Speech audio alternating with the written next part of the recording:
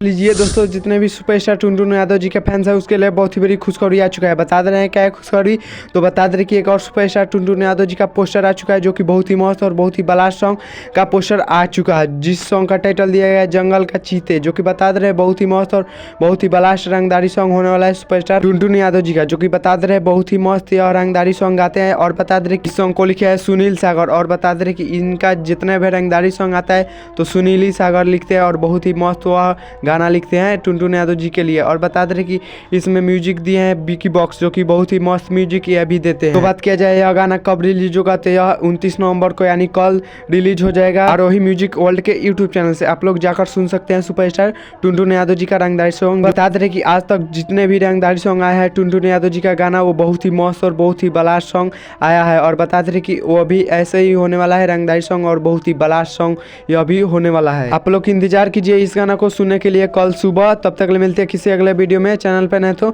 Channel को subscribe कर लीजिए और वीडियो को लाइक कर दीजिए और वीडियो को शेयर कर दीजिए। तब तक जय भारत जय भोजपुरी।